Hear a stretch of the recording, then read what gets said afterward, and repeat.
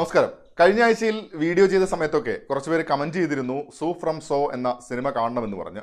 അന്ന് പത്തനംതിട്ടയിൽ ആകെ ഒരു ഷോ മാത്രമാണ് ഈ ചിത്രത്തിന് ചാർട്ട് ചെയ്തിട്ടുണ്ടായിരുന്നത്. എന്തായാലും സിനിമ കാണാൻ പോകുന്നു. എന്നെ കൂടാതെ വേറൊരാൾ പോലും ഈ സിനിമ കാണാൻ അന്ന് വന്നില്ല. അങ്ങനെ ആ സിനിമ കാണാമെന്നുള്ള ആഗ്രഹം രണ്ടായി മടക്കി പോക്കറ്റിൽ വെച്ച് അടുത്ത തിയേറ്ററിൽ മീശ കാണാൻ പോകുന്നു. അതിനും വേറെ ആരും വരാത്തതിനാൽ ആ ആഗ്രഹവും രണ്ടായി മടക്കി പോക്കറ്റിലിട്ടു. പക്ഷേ സൂ ഫ്രം സോ മറ്റൊരു സ്ഥലത്ത് മറ്റൊരു തിയേറ്ററിൽ ഹൗസ്ഫുൾ ഓഡിയൻസിൻ്റെ കൂടെ കിട്ടിലൻ വൈബിൽ തന്നെ കാണാൻ പറ്റി. നേരത്തെ മടക്കി വെച്ച ആഗ്രഹം അങ്ങനെ ചിറക് വിരിച്ചു പറന്നു. കന്നഡയിലാണ് ഒറിജിനൽ വേർഷൻ.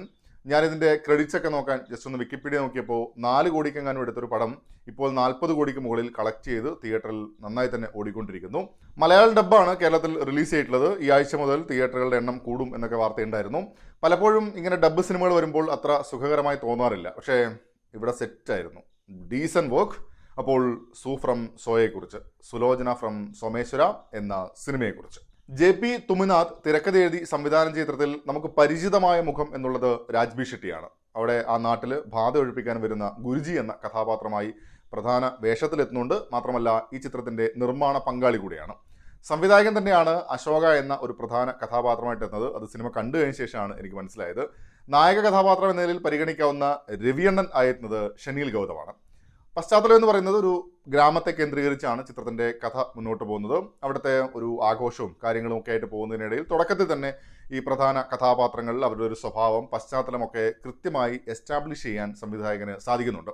സത്യം പറഞ്ഞു കഴിഞ്ഞാൽ സിനിമ തുടങ്ങി വളരെ ചുരുങ്ങിയ സമയം കൊണ്ട് തന്നെ കാണുന്ന പ്രേക്ഷകനെയും ആ ഒരു സ്പേസിലേക്ക്, ആ ഒരു ആംബിയൻസിലേക്ക് കൊണ്ടുപോകാൻ സിനിമയ്ക്ക് സാധിക്കുന്നുണ്ട് എന്ന് തന്നെ പറയാം.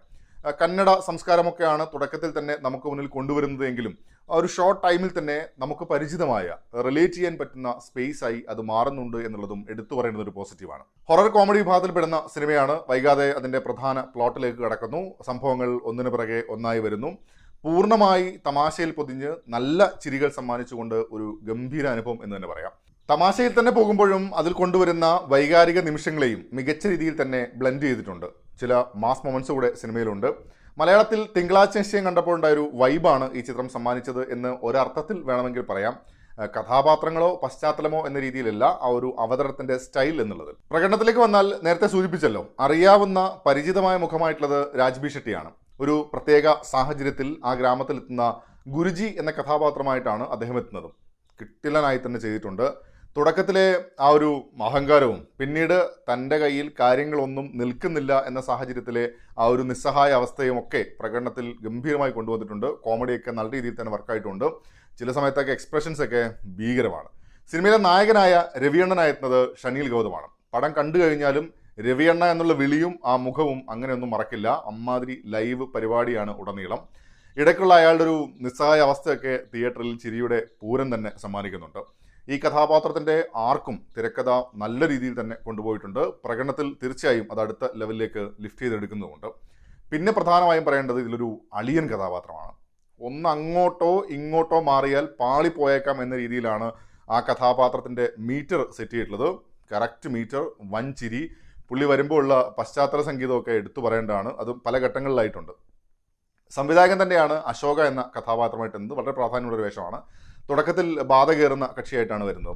സിനിമയുടെ ഒരു സീരിയസ് പരിപാടികളൊക്കെ ഈ കഥാപാത്രത്തിലൂടെയാണ് കൊണ്ടുവരുന്നത്. രസമായി തന്നെ ചെയ്തിട്ടുണ്ട്. അതിലൊരു മേക്ക് ഓവർ പരിപാടിയും ഗംഭീരമായിരുന്നു. അയാളുടെ ജീവിതം തന്നെ മാറുന്നതിലേക്ക് ആ കഥാപാത്രത്തിൻ്റെ ഒരു യാത്രയെ കൺവിൻസിംഗ് ആയി തന്നെ കൊണ്ടുപോയിട്ടുണ്ടെന്ന് പറയാം. പ്രത്യേകിച്ച് അവസാന ഭാഗത്തൊക്കെ കിടിലനായിരുന്നു. സന്ധ്യ അരക്കരയാണ് ഭാനു എന്ന പ്രധാന സ്ത്രീ കഥാപാത്രമായിട്ട് എത്തുന്നത്. നമ്മൾ തുടക്കത്തിൽ കാണുന്ന ഒരു സംഭവത്തിൽ നിന്നും ഈ ഒരു കഥാപാത്രത്തിൻ്റെ പല അവസ്ഥകളിലേക്കും മുന്നോട്ടുള്ള യാത്രയിലേക്കും സിനിമയുടെ ഫോക്കസ് വരുമ്പോൾ അത് പ്രേക്ഷകരുടെ കൂടെ ഉള്ളിൽ തൊടുന്ന ഒരു അനുഭവമായി മാറുന്നതിൽ പ്രകടനം പ്രധാന പങ്ക് തന്നെ വഹിച്ചിട്ടുണ്ട്. അത് എടുത്തു പറയേണ്ടത് തന്നെയാണ്. ഇനിയിപ്പോൾ ഓരോ ആൾക്കാരെ പറ്റി പറയണമെങ്കിൽ ഓരോ അണ്ണന്മാരെയും കുറിച്ച് പറയേണ്ടി വരും. പ്രത്യേകിച്ച് സതീഷ് അണ്ണനൊക്കെ. ഓരോ കഥാപാത്രത്തിനും കൃത്യമായ ഐഡൻറ്റിറ്റി, അതിനോട് ചേർന്നുള്ളൊരു മീറ്റർ എന്നതുണ്ട്. ഒരാളുടെ കേസിലും അത് പാളിപ്പോകാത്ത വിധം സിങ്കായി തന്നെ സിനിമയിലുടനീളം കാണാം. അഭിനയിച്ചവരെ മുന്നേ കണ്ട് പരിചയമില്ലല്ലോ എന്നൊന്നും ഇവിടെ വിഷയമേ അല്ല. തിയേറ്ററിൽ കയറിയാൽ ഇവരൊക്കെ നമുക്ക് പരിചിതമായ മുഖങ്ങളും ശബ്ദങ്ങളും സ്വഭാവങ്ങളും തന്നെയാണ്. ഡബ് ചെയ്യുമ്പോഴും അതിൻ്റെ ആത്മാവറിഞ്ഞ് ചെയ്ത പരിപാടി ഈ സിനിമയിൽ കാണാം. അതൊരു ബെസ്റ്റ് എക്സാമ്പിൾ തന്നെയാണ്.